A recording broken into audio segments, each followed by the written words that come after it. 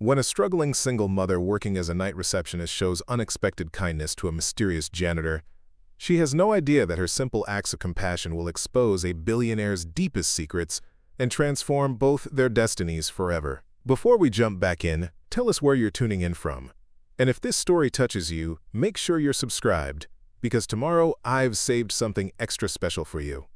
The rain hammered against the towering glass windows of Sterling Industries as Elena Martinez hurried through the employee entrance, her worn sneakers squeaking against the polished marble floor. At 28, she moved with the quiet efficiency of someone who had learned to navigate the world without drawing attention to herself. Her dark hair was pulled back in a simple bun, and her navy blue uniform hung loosely on her petite frame. She wasn't trying to blend into the background, but life had taught her that being invisible often meant being safe. "Evening, Elena," called Marcus, the security guard, his weathered face breaking into a genuine smile. "How's little Sofia doing with her schoolwork?" Elena's face lit up at the mention of her 7-year-old daughter. "She's reading chapter books now, can you believe it? Last week she couldn't get through a picture book without getting frustrated." She reached into her bag and pulled out a small container. "Maria at the corner deli made too many empanadas today. She insisted I bring you some." Marcus's eyes crinkled with gratitude. "You're too good to us, Elena. That daughter of yours is lucky to have such a caring mama." Elena shook her head, a slight blush coloring her cheeks. "It's just food, Marcus. No big deal." But it was a big deal to Marcus, and Elena knew it. She'd learned that small gestures often meant everything to people who felt forgotten by the world. She made her way to the reception desk in the main lobby, a vast space that felt more like a cathedral than an office building. Sterling Industries was one of the most powerful real estate development companies on the East Coast, with over 800 employees working in this Manhattan headquarters alone. As the overnight receptionist, Elena was the guardian of this corporate kingdom during the quiet hours when most people were home with their families. She loved her job, even if the pay barely covered rent and groceries.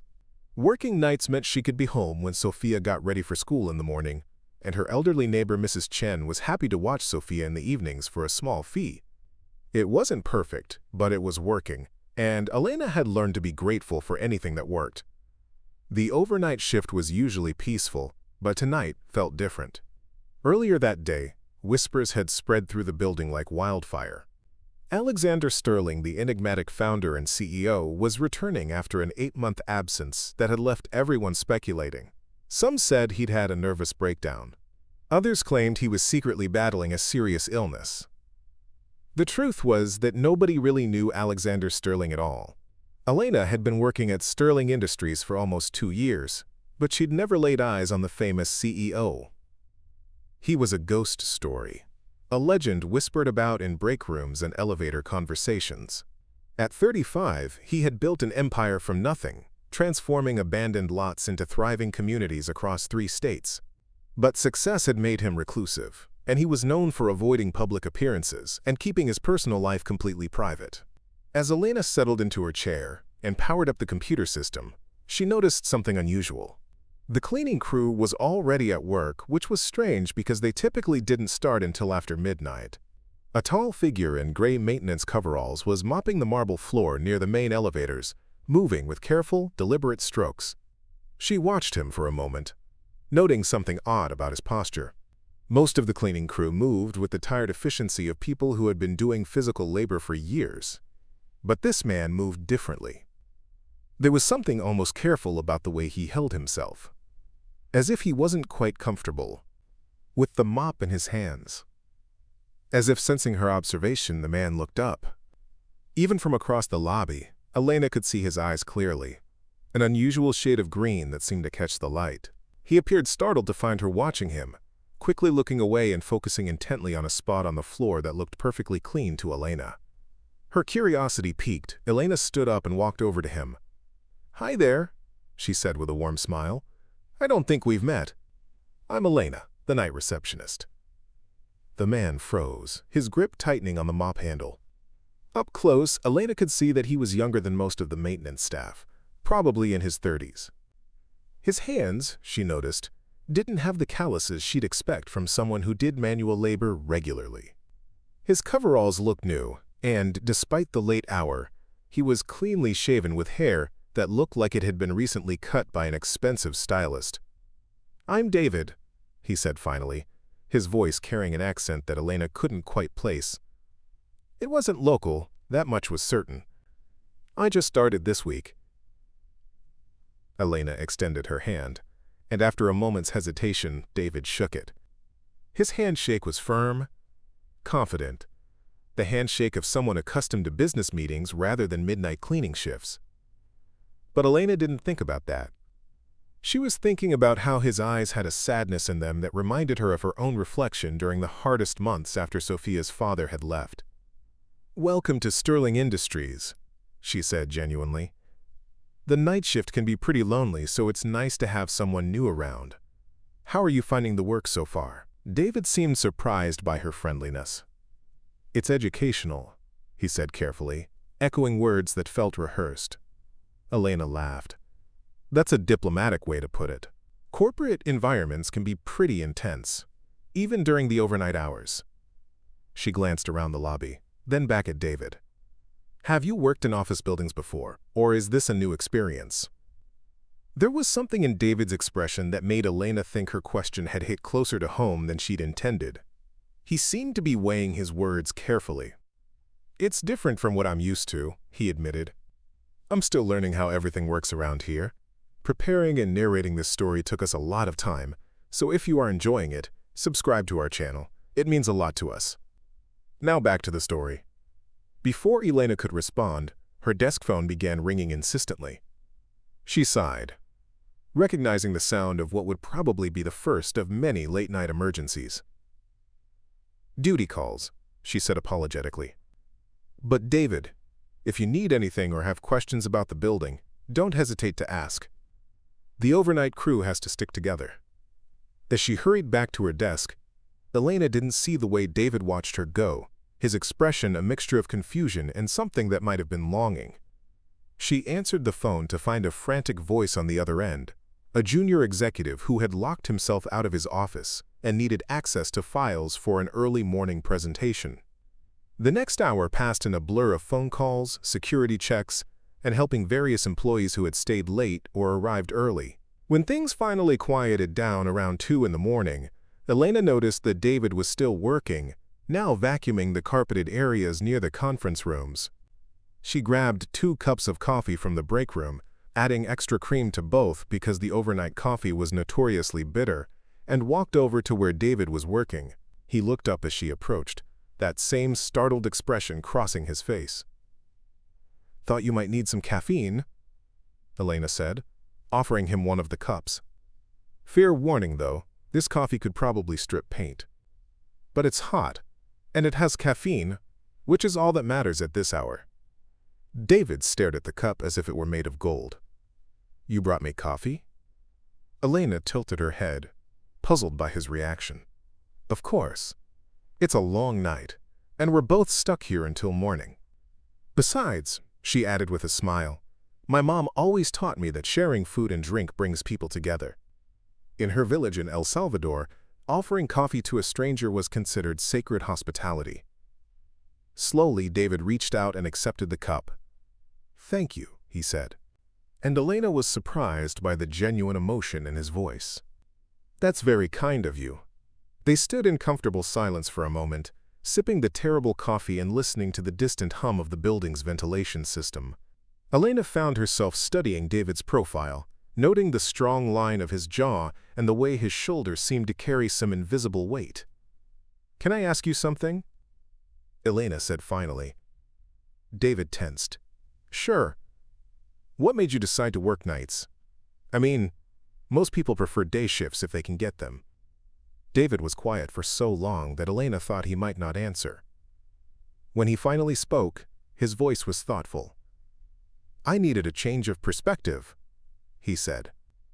"I spent too many years looking at the world from one angle. I wanted to see things differently." Elena nodded, understanding more than David probably realized. "I get that. Sometimes life forces you to change your perspective whether you want to or not. She took another sip of coffee.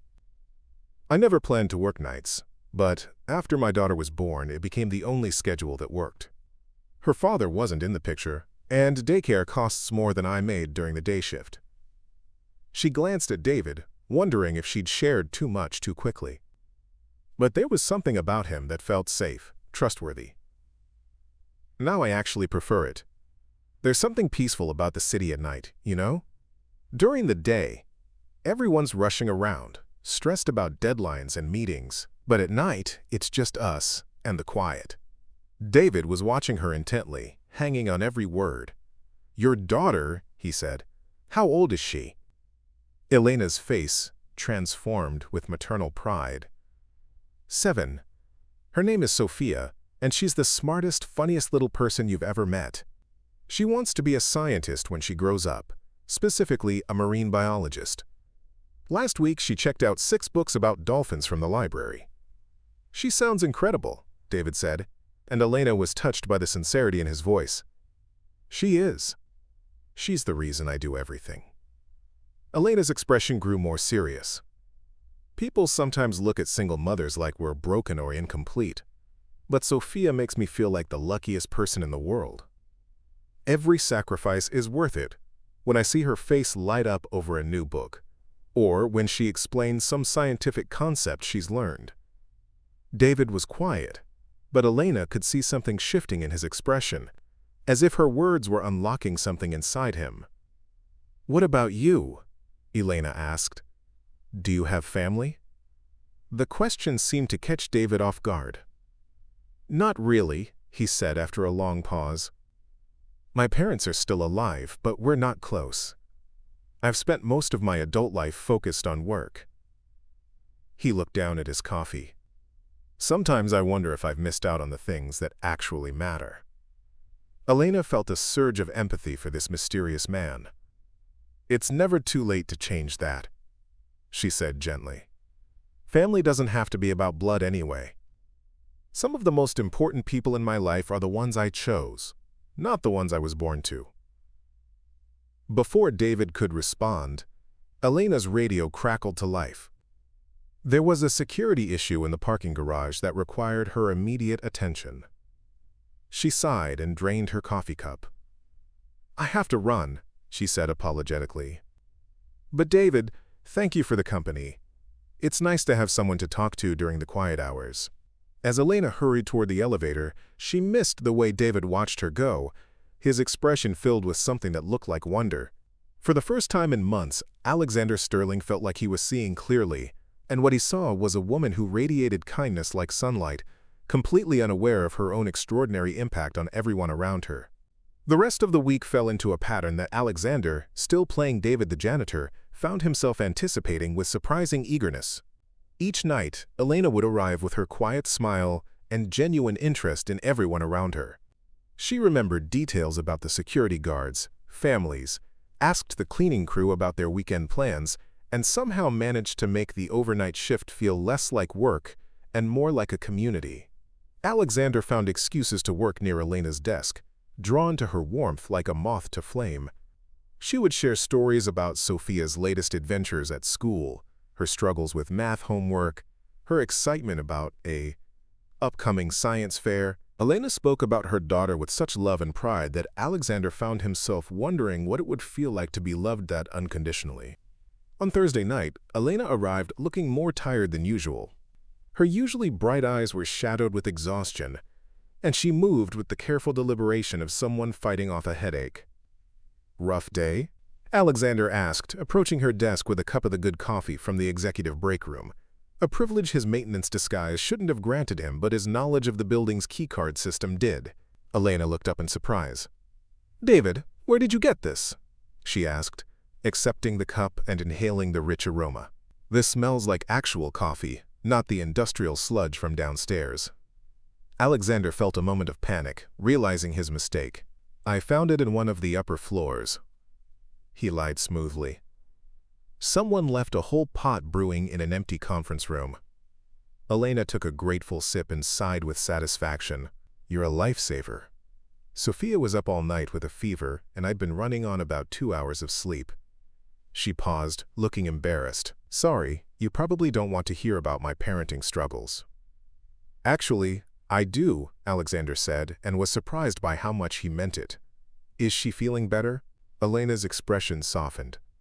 The fever broke this morning, thank God. But she was so scared during the night, crying and asking for her daddy. Elena's voice caught slightly. That's always the hardest part, you know, when she asks for someone who's never coming back.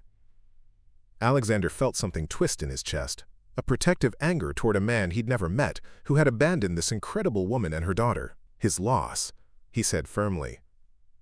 Elena looked surprised by the intensity in his voice. That's sweet of you to say, but I've made peace with it. Miguel wasn't ready to be a father, and I'd rather raise Sofia alone than in a home where she wasn't wanted. She straightened her shoulders, and Alexander could see the strength that had carried her through years of single parenthood. We're doing just fine on our own. You're remarkable, Alexander said before he could stop himself. Elena blushed, looking down at her coffee. I'm just doing what any mother would do. No, Alexander said, his voice gentle but firm. Not every mother would handle it with such grace. Not everyone would still find ways to be kind to strangers when they're exhausted and worried about their sick child. The sincerity in his voice made Elena look up, and for a moment their eyes met and held. Alexander felt something electric pass between them, a connection that had nothing to do with his wealth or status and everything to do with the man he was when all the trappings were stripped away. Thank you, Elena said softly. That means more than you know. The moment was interrupted by the arrival of the overnight security supervisor, a gruff man named Pete who had been with Sterling Industries for over a decade. He nodded to Elena but barely glanced at Alexander. Martinez, we need to talk, Pete said, his tone more serious than usual. Elena immediately looked concerned. Is everything okay? Pete glanced at Alexander, clearly uncomfortable discussing company business in front of the janitor. Alexander got the message and moved away, but not so far that he couldn't hear the conversation. There's been talk upstairs, Pete said quietly. Budget cuts are coming, and word is that overnight reception might be one of the positions they eliminate. They're looking at automating most of the after-hours services. Alexander felt his blood run cold. The idea of Elena losing her job, the job she needed to support Sofia, was unthinkable. He watched as Elena's face went pale, her hands trembling slightly as she set down her coffee cup. When? Elena asked, her voice barely above a whisper. Nothing's official yet, Pete said, his expression sympathetic. But I wanted to give you a heads up so you could start looking around. You're good people, Elena. You deserve better than getting blindsided by some corporate decision. After Pete left, Elena sat staring at her hands, trying to process the news. Alexander wanted nothing more than to go to her, to tell her that he could fix this, that he wouldn't let her lose her job. But David the janitor couldn't make those kinds of promises, and revealing his identity now would destroy the trust they'd built. Instead, he approached her desk quietly. Hey, he said gently, are you okay? Elena looked up and Alexander could see her fighting back tears. Just some work stuff, she said, trying to smile. Nothing I can't handle. But Alexander could see that she was scared, and the knowledge that he had the power to fix this situation but couldn't do it without revealing his deception was eating at him. He was learning that having unlimited resources meant nothing when the person you cared about didn't know you had them. If you want to talk about it, he offered carefully, sometimes it helps to share the burden. Elena was quiet for a long moment, then seemed to make a decision. They're talking about eliminating my position, she said quietly. Automating the overnight reception desk. She laughed, but there was no humor in it. I should have seen this coming. Everything's getting automated these days. Maybe it won't happen, Alexander said, hating how inadequate his words sounded. And maybe it will. Elena's voice was steady, but Alexander could hear the fear underneath. I need to start looking for something else, but night jobs that pay enough to support us are pretty rare. She took a shaky breath. Sofia's going to start asking questions when I have to pick her up from after-school care instead of being home when she gets off the bus. Alexander wanted to tell her that Sofia would never have to worry about after-school care again, that he would personally ensure Elena had not just a job but a career that allowed her to use her incredible people skills and natural leadership abilities. Instead, he found himself saying, "You're stronger than you think." And Sofia is lucky to have a mother who fights so hard for her. Elena smiled, and for the first time that night, it reached her eyes. "Thank you, David. You have no idea how much I needed to hear that tonight." As the hours passed, Alexander found himself making mental notes about everything that was wrong with Sterling Industries from an employee perspective. The coffee really was terrible, the night shift was understaffed, and the company policy showed a disturbing lack of consideration for employees with families. Elena's potential job elimination wasn't just wrong, it was stupid from a business standpoint. She was the kind of employee who made everyone around her better, who created loyalty and improved morale just by being herself. Near the end of their shift, as dawn was beginning to filter through the tall windows, Elena surprised him with a question. "David, can I ask you something personal?" Alexander tensed, afraid she'd figured out his deception. "Sure. Do you ever feel like you're living someone else's life? Like the person you are at work isn't who you really are inside?" The question hit Alexander like a physical blow. It was so close to his reality that for a moment he couldn't speak. "What do you mean?" he asked carefully. Elena leaned back in her chair, looking thoughtful. "I look around this building during the day sometimes, and I see all these people in expensive suits rushing to important meetings, and I wonder what they're like when they go home. Do they laugh with their kids? Do they worry about paying bills? Do they ever just sit quietly and think about what makes them happy?" She gestured around the lobby. "This place represents so much success and power. But sometimes I wonder if the people making all the decisions have lost touch with what actually matters. Like they're so focused on profits and growth that they've forgotten there are real people behind every job, every policy decision." Alexander felt as if Elena was looking directly into his soul. "And you think they should remember?" "I think everyone deserves to be seen as a whole person, not just a number on a spreadsheet." Elena's voice carried quiet conviction. "When I was growing up, my grandmother used to say that the measure of a person isn't how much they have, but how they treat people who can't do anything for them in return." I've always remembered that.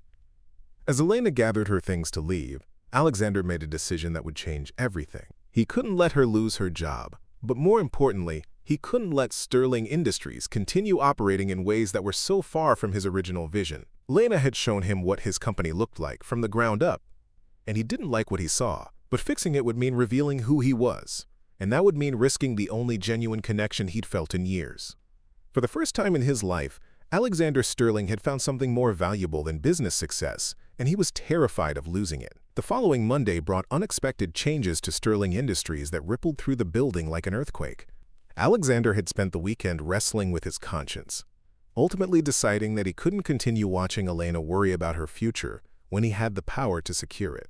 But his solution required careful maneuvering that wouldn't expose his identity too quickly. Working through his executive assistant, Alexander had quietly restructured the overnight operations, creating a new position called Guest Relations Coordinator that would handle after-hours client services, building tours for international investors, and employee wellness initiatives. The job description could have been written specifically for Elena, emphasizing interpersonal skills, bilingual abilities, and experience in creating welcoming environments. Elena arrived that Monday evening to find an official letter waiting at her desk. She opened it with trembling fingers, expecting termination paperwork. Instead, she found a job offer that made her read the document 3 times to make sure she wasn't hallucinating. When Alexander arrived for his janitorial shift, he found Elena sitting at her desk with tears streaming down her face. His heart lurched, thinking the worst until he saw her expression. These weren't tears of devastation, but of overwhelming relief and gratitude. "David," she called out when she spotted him, her voice thick with emotion. "You're not going to believe what happened." Alexander approached carefully, trying to look curious, rather than like someone who already knew exactly what had happened. "Good news, I hope." Elena held up the letter, her hands still shaking slightly. "They're not eliminating my position, they're promoting me. Guest Relations Coordinator with a 40% salary increase and full benefits including health insurance and a college fund contribution for Sofia." She wiped her eyes, laughing through her tears. "I haven't had health insurance in 3 years, David. 3 years of hoping Sofia never got seriously hurt because I couldn't afford a hospital visit." The pain in her voice when she mentioned going without health insurance made Alexander's chest tighten with guilt. How had he built a company that left employees like Elena struggling with such basic necessities? How had he become so disconnected from the real impact of his business decisions? "That's incredible news," he said, and meant it completely. "You deserve this and so much more." Elena stood up and, to Alexander's surprise, hugged him impulsively. The embrace lasted only a moment, but it sent electricity through his entire body. When she pulled back, her cheeks were flushed with embarrassment. "Sorry," she said quickly. "I'm just so happy, and you've been such a good friend during a really scary time. I wanted to share this with someone who would understand what it means." Friend. The word should have stung, but instead Alexander found himself touched that Elena considered him worthy of sharing her joy. In his previous life, people shared good news with him because they wanted something from him. Elena shared her happiness simply because she valued their connection. "What does the new position involve?" Alexander asked, genuinely curious about how his hastily created job description would translate into Elena's daily reality. Elena consulted the letter again, her excitement growing as she read. "I'll be the primary contact for after-hours client services, which means when important investors or business partners visit outside normal hours, I'll coordinate their experience. I'll also develop programs to improve employee satisfaction and workplace culture." She looked up at Alexander with shining eyes. "They want me to help make this a place where people actually want to work, not just where they have to work." Alexander felt a surge of pride that had nothing to do with his own accomplishments. Elena understood instinctively what he'd been trying to articulate for months. She would be brilliant in this role, because she genuinely cared about people's well-being, not just their productivity. "There's one more thing," Elena continued, her voice growing softer. "The position starts next Monday, which means this week is my last week working nights. I'll miss our conversations." The words hit Alexander like a physical blow. He'd been so focused on securing Elena's financial future that he hadn't considered the personal cost. Once she moved to day shifts, their late-night talks would end. David the janitor would have no reason to interact with Elena the guest relations coordinator, and Alexander wasn't ready to lose the only authentic relationship he'd built in years. "I'll miss them too," he admitted, his voice rougher than he'd intended. Elena studied his expression, seeming to sense the depth of his feeling. "Maybe we could meet for coffee sometime? During normal hours, I mean. I'd like Sofia to meet you. She's been asking about the nice janitor who makes her mama smile." Alexander's heart nearly stopped. The idea of meeting Sofia, of being welcomed into Elena's real life, was both thrilling and terrifying. How could he explain his sudden absence when his janitorial shift ended? How could he maintain David's identity while building a genuine friendship with Elena? "I'd like that very much," he said, because the alternative was losing her completely. The rest of the week passed in a bittersweet blur. Elena threw herself into learning about her new responsibilities, spending her shifts reading employee handbooks and researching best practices for workplace culture initiatives. Alexander found excuses to linger near her desk, memorizing the way she looked when she was excited about a new idea, the sound of her laugh when she discovered something particularly interesting. On Thursday night, Elena surprised him by bringing dinner for both of them. Homemade tamales that filled the lobby with the rich scent of corn masa and spiced pork. "Sofia and I spent the afternoon cooking," Elena explained, unpacking the warm bundles from a thermal bag. "It's a family recipe from my grandmother. I wanted to share it with someone who's been such a good friend." They ate sitting on a bench in the lobby's seating area, the formal corporate space transformed into something intimate by the simple act of sharing a meal. Alexander had eaten at the world's finest restaurants, but nothing had ever tasted as good as Elena's tamales, seasoned with care and served with genuine affection. "Tell me about your grandmother," Alexander said, savoring both the food and the opportunity to learn more about Elena's history. Elena's expression grew warm with memory. "Abuela Rosa was the strongest person I've ever known. She raised 7 children while working in textile factories, and she still found time to teach all the neighborhood kids how to read. She used to say that knowledge was the only thing no one could ever take away from you." "Is that where you learned to see the best in everyone?" Alexander asked. Elena paused, considering the question seriously. "Maybe. Abuela Rosa always said that everyone carries invisible burdens, and a little kindness can make the difference between someone feeling hopeless and feeling seen. She taught me that small gestures matter more than grand ones because they come from the heart." not from wanting recognition. Alexander thought about his own grandmother, a cold woman who had valued social status above human connection. The contrast between their upbringings explained so much about why Elena radiated warmth while he'd spent years building walls around himself. "She sounds like she was an amazing woman," Alexander said softly. "She was. She died when Sofia was 2, but I try to raise her with the same values. To see people as individuals, not just their jobs or their circumstances." Elena smiled. "Sofia has her great-grandmother's heart. Last week she used her allowance to buy flowers for Mrs. Chen because she noticed our neighbor looked sad." The image of a 7-year-old Sofia choosing to spend her precious allowance on cheering up an elderly neighbor made Alexander's throat tight with emotion. This was the world Elena was raising her daughter in, where compassion was valued above personal gain, where noticing someone's sadness mattered more than accumulating toys or treats. "I'd really like to meet her," Alexander said, meaning it more than he'd ever meant anything. "Saturday afternoon," Elena suggested. "There's a farmer's market in our neighborhood. Sofia loves looking at all the vegetables and asking the farmers questions about how things grow. It's very low-key, very normal." Normal. The word should have been mundane, but to Alexander it sounded like the most exotic destination in the world. When was the last time he'd done something normal? When had he last walked through a farmer's market without security, without photographers, without an agenda beyond simple enjoyment? "That sounds perfect," he said. Friday night arrived with an autumn chill that made the building's heating system work overtime. Elena spent most of her shift organizing files and preparing transition notes for whoever would cover overnight reception after her promotion. Alexander worked nearby, ostensibly cleaning but actually just wanting to be close to her during their last shared shift. Around 2 in the morning, Elena's computer began making distressed noises, and the screen flickered ominously before going completely black. She stared at it in dismay, realizing that hours of work organizing employee satisfaction survey data had just disappeared. "Oh no," she whispered, pressing the power button hopefully. "No, no, no! I can't lose all that data." Alexander was at her side immediately. "What happened?" "System crash. I've been working on this analysis for 3 days, and I don't think any of it was automatically saved." Elena's voice was tight, with controlled panic. "I'm supposed to present preliminary findings to the HR director on Monday morning." Without thinking, Alexander sat down at Elena's computer and began running diagnostic commands that were far beyond what a janitor should know. His fingers moved quickly across the keyboard, accessing recovery programs and backup systems with the confidence of someone who understood the building's entire IT infrastructure.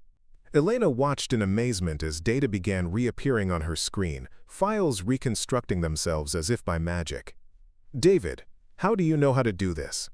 Alexander froze, realizing his mistake too late. A maintenance worker shouldn't have administrative access to the computer system, shouldn't know advanced data recovery techniques, shouldn't be able to navigate corporate software with such ease. "I used to work in IT," he said quickly. "Before this job, I picked up some skills." Elena's expression was curious but not suspicious. "You saved everything. How did you even know how to access the backup servers?" "Lucky guess?" Alexander offered weakly, his heart pounding as he realized how close he'd come to exposing himself. Elena was quiet for a moment, studying his face in the glow of her computer screen. "David, can I ask you something? And I want you to be honest with me." Alexander braced himself, certain that his deception was about to unravel. "Of course. Are you okay? Financially, I mean." Elena's voice was gentle, concerned.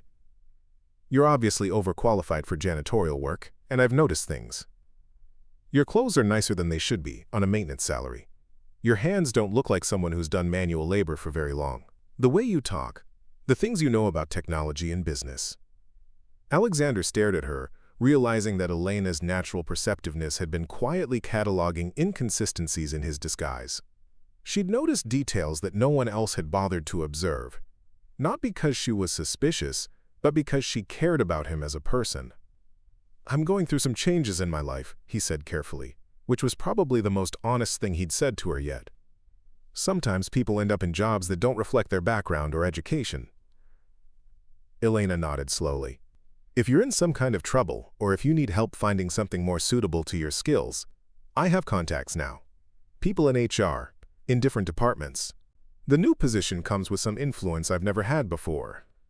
The irony was almost overwhelming. Elena was offering to help him find a better job within his own company, completely unaware that he owned every position she might recommend him for.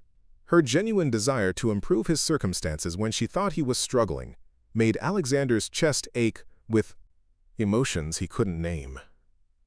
"That's incredibly kind of you," he said quietly, "but I'm exactly where I need to be right now." Elena smiled, seeming to accept his answer even though Alexander suspected she didn't entirely believe it. "Well, if you change your mind, the offer stands. Good people deserve good opportunities." As their conversation continued, Alexander found himself wondering what Elena would think of his real life. Would she see Alexander Sterling the same way she saw David the janitor? Or would his wealth and status change her perception of him so fundamentally that the man she'd come to care about would disappear entirely? The question terrified him because he was beginning to realize that Elena's opinion mattered more than anything else in his carefully constructed world. For years, he'd measured his worth in dollars and market share and business acquisitions. Now, for the first time, he was measuring himself against the standards of a woman who valued character over capital, who saw richness in acts of service rather than accumulation of assets. As dawn approached and their last shared shift neared its end, Alexander made a decision that felt both inevitable and terrifying. Saturday afternoon, when he met Elena and Sofia at the farmer's market, he would begin the process of revealing who he really was. Not all at once, which would be too much of a shock, but gradually, carefully, hoping that the foundation of trust they'd built would be strong enough to survive the revelation. But first, he needed to figure out how to transition from David the janitor to Alexander the billionaire without losing Elena's respect or her friendship. Because somewhere in the quiet hours of those night shifts, surrounded by the soft hum of office equipment and the distant sounds of a sleeping city, Alexander Sterling had fallen completely and irrevocably in love with a woman who had never seen his bank account, never Googled his net worth, never wanted anything from him except his genuine company. And that, he was beginning to understand, made her the most valuable person in his world. The farmer's market in Elena's neighborhood was everything Alexander had imagined and nothing he'd expected. Small vendor stalls lined both sides of a tree-lined street that had been closed to traffic. Families wandered leisurely from booth to booth, and the air was filled with the earthy scents of fresh produce and baked goods. It was warm and organic, and completely different from the sterile luxury of Alexander's usual weekend activities. He spotted Elena immediately, crouched next to a small girl with dark curls who was examining a display of multicolored carrots with scientific intensity. Sofia was every bit as beautiful as her mother, with Elena's warm brown eyes and an expression of curious intelligence that suggested she was already formulating questions about agricultural growing techniques. "Mama, why are some carrots purple?" Sofia was asking as Alexander approached. "Are they a different species, or is it just a genetic variation within the same species?" Elena laughed, ruffling her daughter's hair. "That's exactly the kind of question you should ask the farmer, Mija.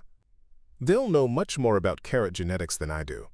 Sofia looked up at the farmer, a weathered man in his 60s who was clearly charmed by her scientific curiosity. "Well, young lady," he began, "carrots were originally purple and white. Orange carrots were actually developed much later." Alexander watched in fascination as Sofia peppered the farmer with follow-up questions about selective breeding, soil composition, and seasonal growing cycles. At 7 years old, she displayed more genuine intellectual curiosity than most of the MBA graduates Alexander hired at Sterling Industries. "She's going to be a scientist for sure," Elena said softly, noticing Alexander's amazed expression. "Last week, she tried to explain photosynthesis to our mailman. She's incredible," Alexander said honestly. "How do you answer all her questions?" Elena grinned. "I don't. I take her to the library twice a week and let her check out as many books as she can carry. Then we learn together. Yesterday we spent an hour researching why some plants are poisonous and others aren't." As they moved through the market, Alexander was struck by how different this experience was from his usual weekends. Instead of business brunches and strategic planning sessions, he was helping Sofia count out coins to buy a small pumpkin and listening to Elena chat with vendors about seasonal recipes and growing techniques. Sofia, initially shy around the stranger her mother had brought along, began warming up to Alexander when she discovered he was genuinely interested in her scientific observations. "David, do you know why apples float but pears sink?" Sofia asked as they passed a fruit stand. Alexander considered the question seriously, crouching down to Sofia's eye level. "I'm not sure they always do. What's your hypothesis?" Sofia's face lit up at being asked for a scientific opinion. "I think it has to do with density. Apples might have more air spaces in their cellular structure, making them less dense than water. But I haven't tested it yet." "That sounds like a logical hypothesis," Alexander agreed. "Have you thought about how you might test it?" "We could do controlled experiments," Sofia said excitedly. "Different types of apples and pears, measured water displacement, careful observation of floating versus sinking behaviors." Elena watched their interaction with growing amazement. Most adults either ignored Sofia's scientific questions or gave simplified answers that didn't satisfy her curiosity. David was engaging with her daughter as if her theories were genuinely important, asking follow-up questions that encouraged even deeper thinking. "You're really good with her," Elena commented as Sofia ran ahead to examine a display of unusual gourds. Alexander felt a warmth spread through his chest. "She's easy to talk to. Most kids just want simple answers, but Sofia wants to understand how things actually work." "She gets that from her great-grandmother," Elena said fondly. "Abuela Rosa was the same way. Always asking questions, always trying to understand the why behind everything." As they continued through the market, Alexander found himself relaxing in a way he hadn't experienced in years. There were no business crises to manage, no strategic decisions to make, no carefully calculated conversations designed to achieve specific outcomes. This was just spending time with people he cared about, enjoying their company without any agenda beyond mutual enjoyment. Sofia tugged on Elena's sleeve, pointing toward a small crowd gathered around a musician who was playing guitar and singing folk songs in Spanish. "Can we listen, Mama? He's singing the song Abuela Rosa used to hum." They found a spot on a nearby bench, Sofia settling between Elena and Alexander, as the musician sang haunting melodies about home and family and the bittersweet beauty of memory. Elena translated some of the lyrics for Alexander, her voice soft and nostalgic. "This song is about a man who leaves his village to find work in the city," she explained. "He becomes successful, but realizes that success means nothing if you forget where you came from and the people who shaped you." The words hit Alexander with unexpected force. How many years had he spent climbing higher and higher, accumulating wealth and power, while losing touch with anything that resembled genuine human connection? How had he become so successful in business while failing so completely at life? "That's beautiful," he said quietly, watching Sofia's face as she absorbed the music. "Do you miss El Salvador?" Elena considered the question thoughtfully. "I miss the community aspect of life there. The way neighbors looked out for each other. The way everyone's children were everyone's responsibility. But I'm grateful for the opportunities Sofia has here, the chance for her to become anything she wants to be." "What do you want to be when you grow up, Sofia?" Alexander asked.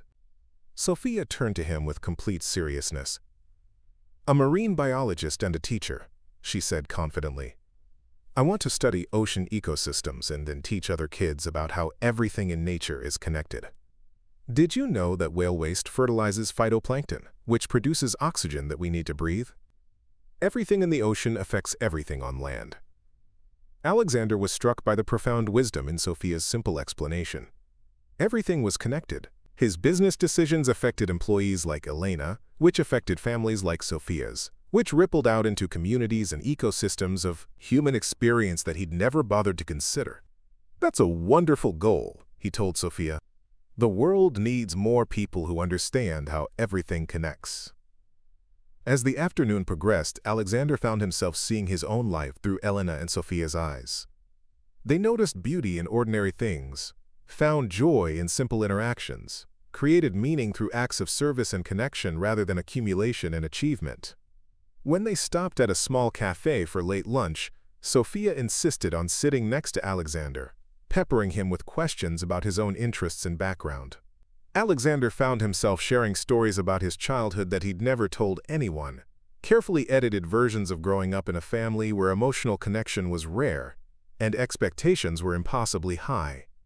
"My parents were very focused on success," Alexander explained when Sofia asked why he'd mentioned not being close to his family. "Sometimes parents care so much about their children achieving great things that they forget to just enjoy being with them." Sofia's expression grew thoughtful. "That sounds lonely," she said with the devastating honesty that only children possess. "It was," Alexander admitted, surprised by his own candor. Elena reached across the table and squeezed his hand briefly, a gesture of comfort that sent electricity up Alexander's arm. "Family is what you make it," she said gently. "Some people are lucky enough to be born into loving families, and some people have to create their own." As they prepared to leave the farmer's market, Sofia surprised Alexander by hugging him goodbye, her small arms wrapping around his waist with uninhibited affection. "Will you come have dinner with us sometime?" she asked. "Mama makes the best enchiladas, and I want to show you my rock collection and my books about marine biology." Alexander looked at Elena over Sofia's head, asking permission with his eyes. Elena nodded, smiling. "You're welcome any time, David." Sofia's right about the enchiladas. As Alexander walked back to his car, parked several blocks away to avoid questions about how a janitor could afford such an expensive vehicle, he felt fundamentally changed by the afternoon. Elena and Sofia had welcomed him into their world without expecting anything in return, had shared their time and attention and genuine affection simply because they enjoyed his company. For the first time in his adult life, Alexander Sterling felt like he understood what he'd been missing. All the money and power and professional success in the world couldn't compare to the feeling of being truly seen and accepted by people who cared about his character rather than his net worth. But that realization came with a sobering truth. Every moment he spent with Elena and Sofia while maintaining his deception was a moment built on lies. They cared about David the janitor, a man who existed only in Alexander's imagination. When the truth inevitably came out, would their affection survive the revelation that he'd been fundamentally dishonest about who he was? As Alexander drove back to his penthouse apartment, he made a decision that felt both terrifying and necessary. It was time to begin revealing his true identity, carefully and gradually, in a way that would hopefully preserve the trust he'd built with Elena, while giving her the opportunity to decide whether she could love the real Alexander Sterling as much as she'd come to care for his fictional alter ego. The stakes had never been higher, because losing Elena and Sofia now would mean losing the only family he'd ever truly wanted to be part of. The following Tuesday marked Elena's first day in her new position, and Alexander arrived at Sterling Industries that evening to find the building buzzing with an energy he'd never experienced before. Word had spread quickly about the new guest relations coordinator, and employees were already talking about the positive changes they hoped to see. Alexander made his way to Elena's new office on the 15th floor, a space that had previously housed filing cabinets and outdated equipment. Now it had been transformed into a welcoming area, with comfortable seating, plants, and artwork that made it feel more like a living room than a corporate office. Elena was at her desk, surrounded by stacks of employee feedback forms and survey responses, her brow furrowed in concentration as she analyzed patterns in the data. She looked up when Alexander knocked on her open door, her face lighting up with genuine pleasure at seeing him. "David, I was hoping you'd stop by. Look at this place," she said, gesturing around the office with obvious pride. "Can you believe this is really mine?" Alexander stepped into the office, noting details that he'd specifically requested during the renovation. The lighting was warm rather than harsh, the furniture was comfortable enough for long conversations, and there was a small kitchen area where Elena could offer coffee or tea to visitors. Everything had been designed to reflect her personality and working style. "It's perfect for you," he said honestly. "How was your first day?" Elena's expression grew animated as she began describing her experiences. "Incredible and overwhelming and inspiring all at the same time. I spent the morning meeting with department heads, and this afternoon I interviewed 20 employees about their workplace experiences." She picked up a thick folder.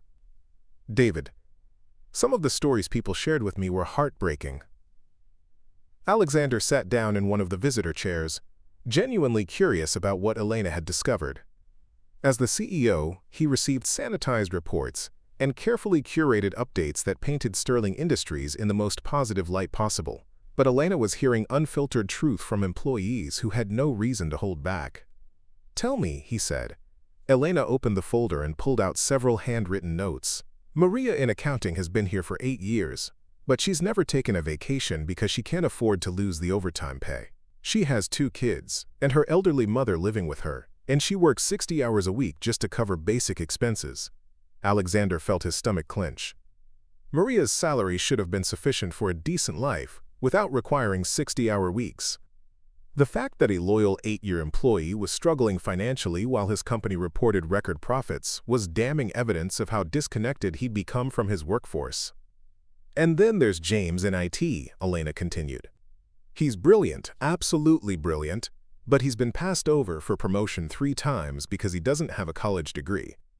Never mind that he's self-taught and knows more about network security than anyone else in the department. The HR policy manual says degree required, so he's stuck." Each story Elena shared felt like a personal indictment of Alexander's leadership. He'd created policies and systems that prioritized credentials over character, profit margins over people's lives, corporate efficiency over human dignity. "There are good stories too," Elena said, seeming to notice his troubled expression. "People who love working here, who feel valued and supported. But David, there's such a disconnect between the employees who feel heard and the ones who feel invisible. And it almost always comes down to whether their immediate supervisor sees them as a whole person or just as a productivity unit." Alexander thought about his own management style, the way he'd historically evaluated department heads based purely on numbers and metrics, without considering how they treated the people under their supervision. How many Marias and Jameses had suffered because he'd rewarded managers who delivered results regardless of their methods? "What are you going to recommend?" he asked. Elena's eyes lit up with passion. "A complete overhaul of how we think about employee development and recognition. Mentorship programs that pair experienced workers with newer employees. Flexible scheduling options for parents and caregivers. Skills-based promotion tracks that value ability over credentials. And most importantly, regular listening sessions where employees can share feedback without fear of retaliation." As Elena outlined her vision, Alexander found himself falling even more deeply in love with her mind and heart. She wasn't just identifying problems. She was proposing solutions that would fundamentally transform Sterling Industries into the kind of company he'd originally dreamed of building. "These are incredible ideas," he said. "Do you think management will actually implement them?" Elena's expression grew determined. "They will if I have anything to say about it. I didn't take this position just to write reports that get filed away.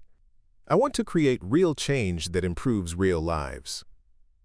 Over the following weeks, Alexander watched in amazement as Elena began implementing her vision with quiet but persistent effectiveness. She started with small changes that didn't require executive approval. A monthly coffee hour where employees could share ideas and concerns, a bulletin board highlighting employee achievements and milestones, and a mentorship program that she coordinated during PI's lunch breaks. But Elena's real genius lay in her ability to build relationships with key decision-makers throughout the company. She scheduled meetings with department heads, arrived prepared with specific examples and data-driven recommendations, and presented her ideas in terms of business benefits rather than just human welfare. Alexander found excuses to visit Elena's office regularly, ostensibly to empty trash cans and clean windows, but actually to witness her transformation of Sterling Industries from the inside. He watched her mediate conflicts between departments, celebrate employee successes, and advocate tirelessly for workers who had never had anyone speak up for them before. One evening, Alexander arrived to find Elena's office dark except for a single desk lamp. She was still at her computer, typing furiously, completely absorbed in her work. When she looked up and saw him, she smiled but didn't stop typing. "Big presentation tomorrow," she explained. "I'm proposing a comprehensive employee wellness initiative to the executive board. Health insurance improvements, mental health support, childcare assistance, the works." Alexander felt his heart rate accelerate. Elena was unknowingly preparing to present her ideas to him, to Alexander Sterling, rather than David the janitor. Tomorrow's board meeting would be the moment when his two worlds collided in ways he couldn't control or predict. "That sounds like a significant undertaking," he said carefully. Are you nervous? Elena paused her typing and looked at him thoughtfully. Terrified, she admitted. I've never presented to executives before, let alone the board of directors. But David, these changes could affect hundreds of families. Maria could actually take a vacation with her children. James could get the recognition he deserves. Parents could stop choosing between career advancement and being present for their kids. The passion in Elena's voice made Alexander's chest tight with emotion. She was fighting for his employees with more dedication and genuine care than he'd ever shown as their actual boss. She was prepared to face her fears and step outside her comfort zone because she believed in making life better for people she barely knew. You're going to be amazing, he told her, and meant it completely. Elena smiled, saving her document and finally turning away from the computer. I hope so. I keep reminding myself that the worst thing they can say is no, right? And even if they reject everything, at least I'll know I tried. As Alexander walked home that night, he wrestled with a decision that felt increasingly inevitable. Tomorrow's board meeting would determine whether Elena's ideas were implemented, but, more importantly, it would determine whether Alexander Sterling proved worthy of the faith Elena had placed in the company's leadership. He could approve her proposals as CEO, giving Elena a victory that would advance her career and improve countless lives. But doing so would mean revealing his identity in the most dramatic way possible, in front of the entire executive board, with Elena completely unprepared for the revelation. Alternatively, he could continue his deception, attend the meeting as Alexander Sterling, and evaluate Elena's proposals as if he'd never met her. It would be the safer choice, the one that protected his emotional investment, while maintaining his carefully constructed fiction. But as Alexander thought about Elena working late into the night, preparing to advocate for employees she'd never met because she believed in the fundamental dignity of every worker, he knew there was really only one choice he could live with. The next morning, Alexander arrived at Sterling Industries earlier than usual, his stomach churning with nerves and anticipation. He'd made his decision during the sleepless hours before dawn, but implementing it would require courage he wasn't sure he possessed. Elena's presentation was scheduled for 10 a.m.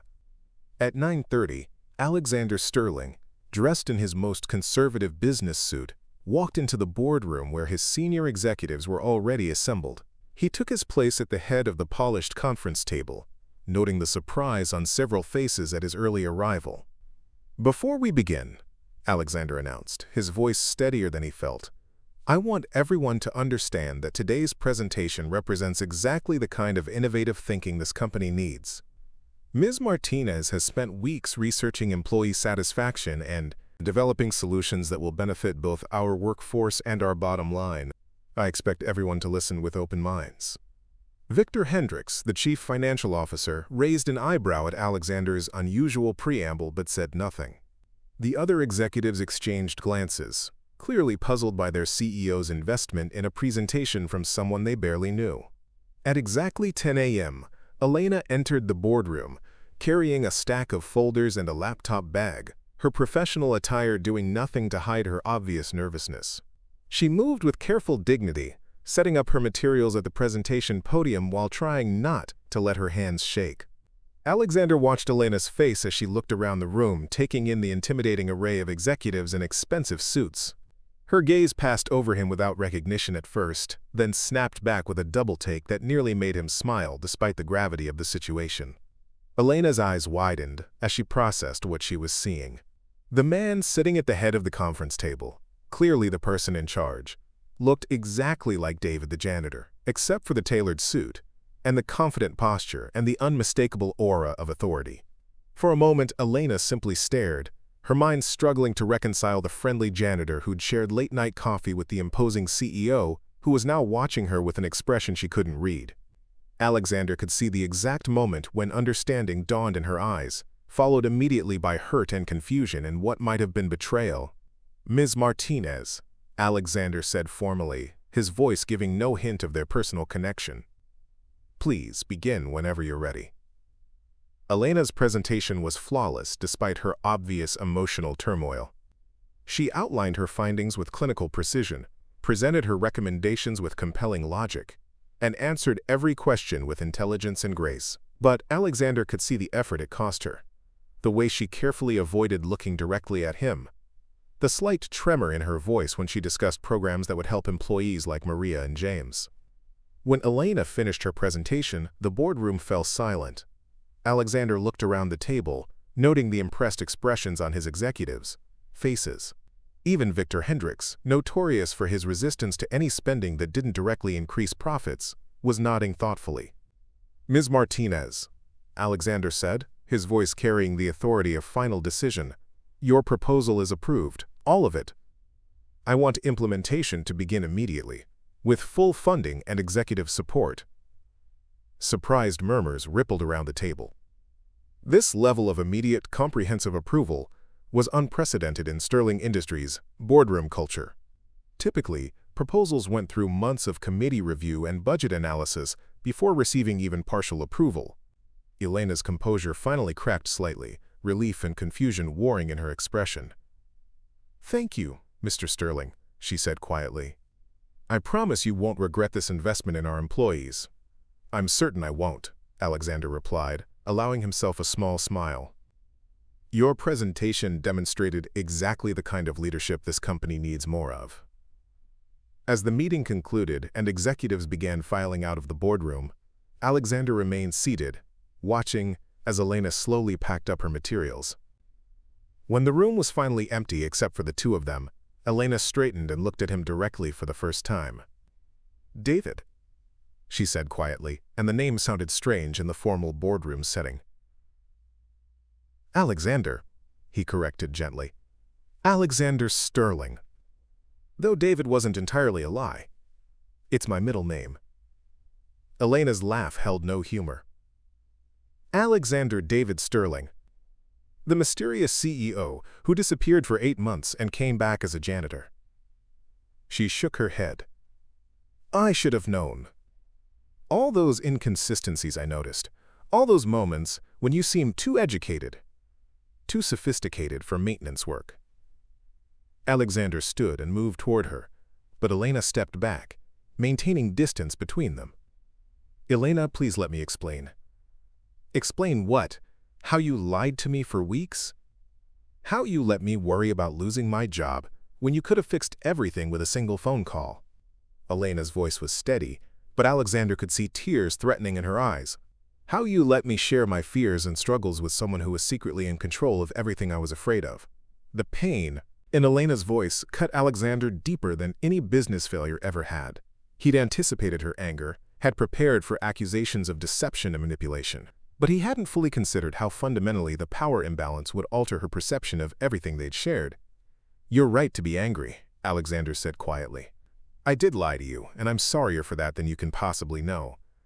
But Elena, everything else was real. Every conversation, every moment we shared, every feeling I developed for you, that was all genuine." Elena's expression softened slightly, but the hurt remained. "How can I know what was genuine when the foundation was built on deception? When you were evaluating me as an employee while I thought you were just a friend?" "Because you changed me," Alexander said with quiet intensity. "Before I met you, I'd lost sight of why I built this company, what I wanted it to represent. You reminded me that business success means nothing if it comes at the cost of human dignity. You showed me what leadership actually looks like." Elena was quiet for a long moment, studying his face.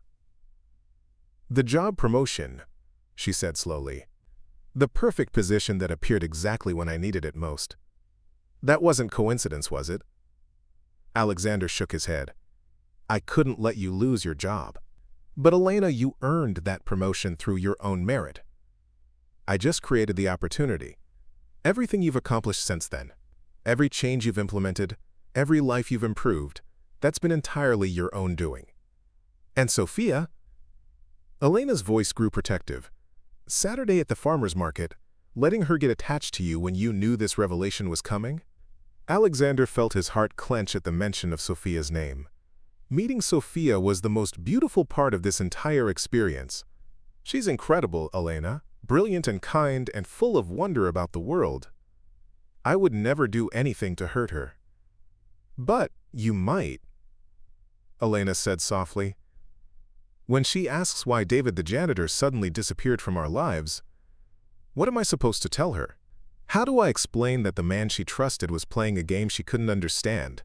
The question hit Alexander like a physical blow because it highlighted the true cost of his deception. It wasn't just about Elena's trust. It was about disappointing a 7-year-old girl who had welcomed him into her world with pure, uncomplicated affection. "I want to tell her the truth," Alexander said. "I want to explain everything in a way she can understand. I want to keep being part of both your lives, if you'll let me." Elena's expression was skeptical. As Alexander Sterling, the billionaire CEO, "David, we live in different worlds. I work for you now. Sofia and I shop at discount stores while you probably buy companies as investments. How could that possibly work? It works because of who you are, not what you have," Alexander said earnestly. "Elena, these past weeks with you and Sofia have been the happiest of my life. Not because of any role I was playing, but because you saw something in me worth caring about. You saw the man I wanted to be, even when I'd forgotten him myself." Elena walked to the boardroom's floor-to-ceiling windows, looking out at the city below. Alexander could see her processing everything, weighing his words against her own experience of their relationship. "I need time," she said finally. "This is overwhelming, and I can't make decisions about something this important while I'm still trying to understand what was real and what was performance." Alexander nodded, though the thought of losing Elena and Sofia felt like losing everything that mattered. "I understand. Take all the time you need." Elena turned back to face him. "I want you to know that regardless of what happens between us personally, I'm grateful for the opportunities you've given me professionally. This job, these initiatives we're implementing, they're gonna change lives."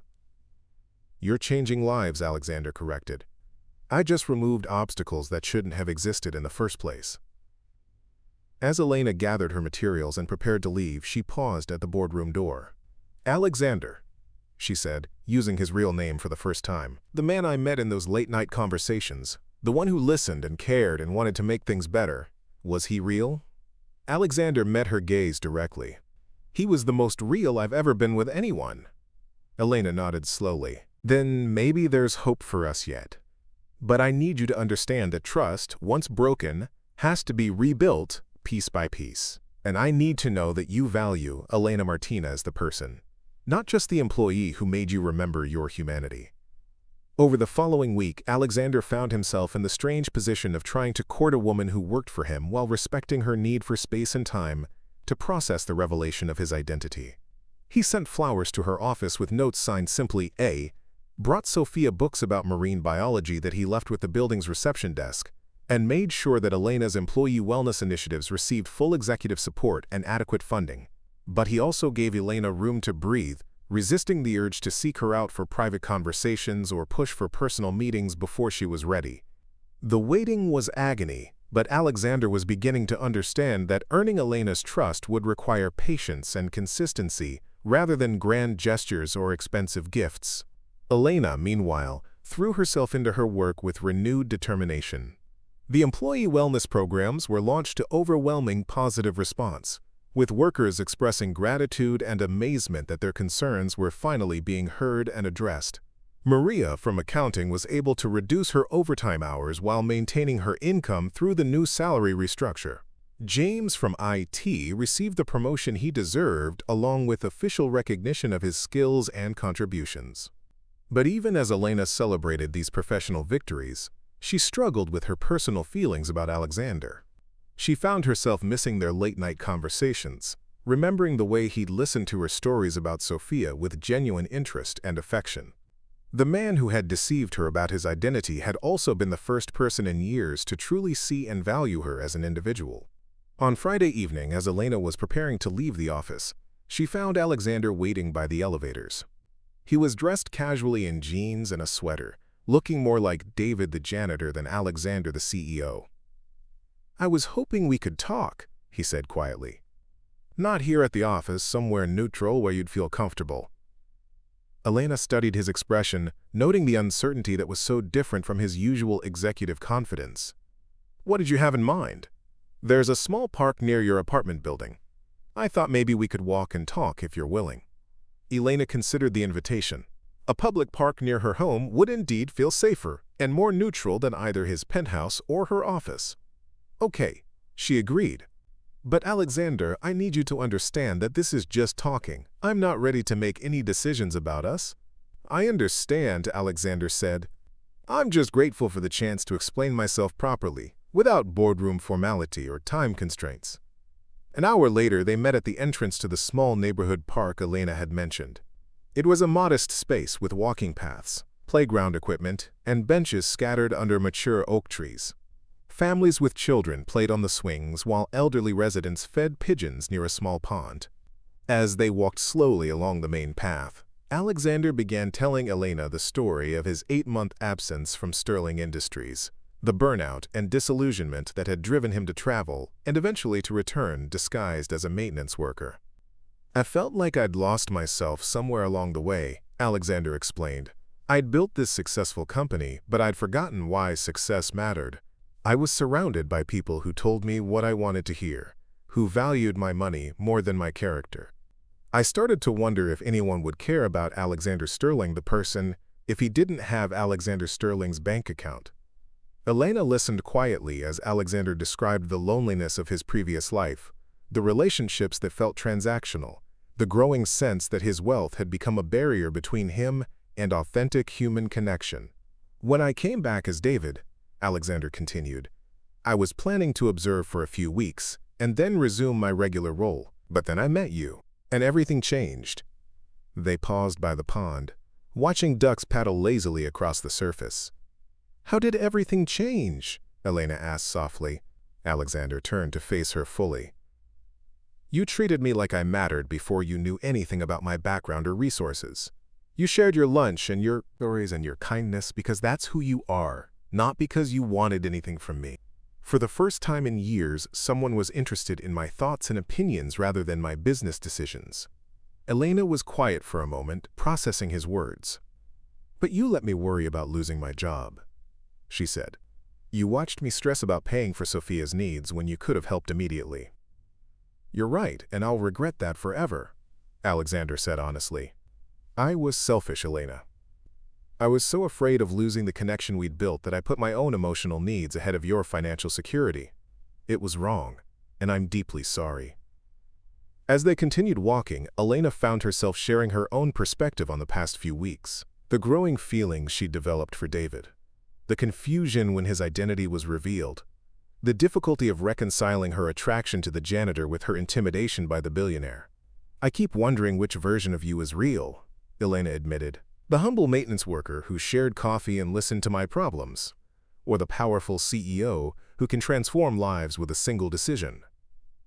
Alexander stopped walking and gently took Elena's hands. Elena, they're both real. The man who fell in love with your kindness and intelligence is the same man who built Sterling Industries. I'm not two different people. I'm one person who forgot who he wanted to be until you reminded me. The word love hung in the air between them, acknowledged for the first time despite being present in their interactions for weeks.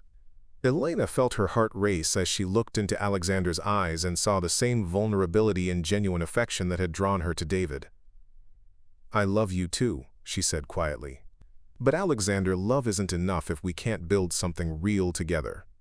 I need to know that you see me as an equal partner, not as someone to be rescued or protected or managed. Alexander's grip on her hands tightened.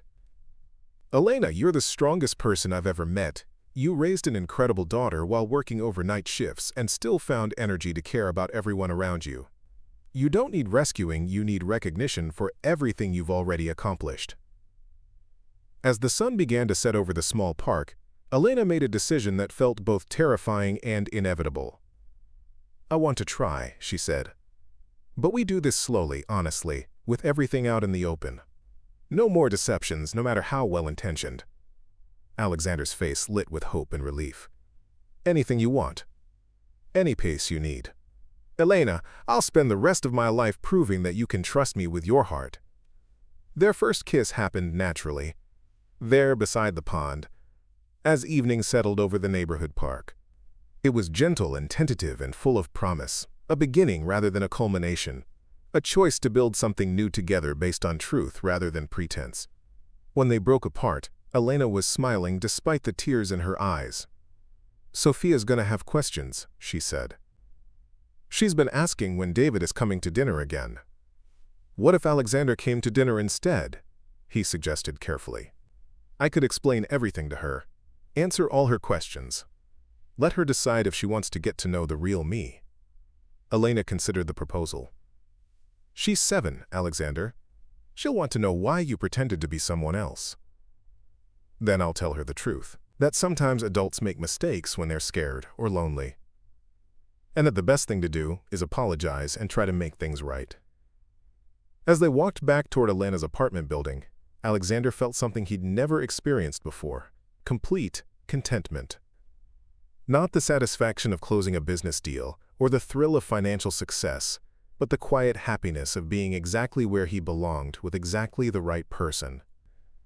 6 months later, Sterling Industries was recognized as one of the most employee-friendly companies in the nation. Elena's wellness initiatives had reduced turnover by 40%, while increasing productivity and worker satisfaction to record levels.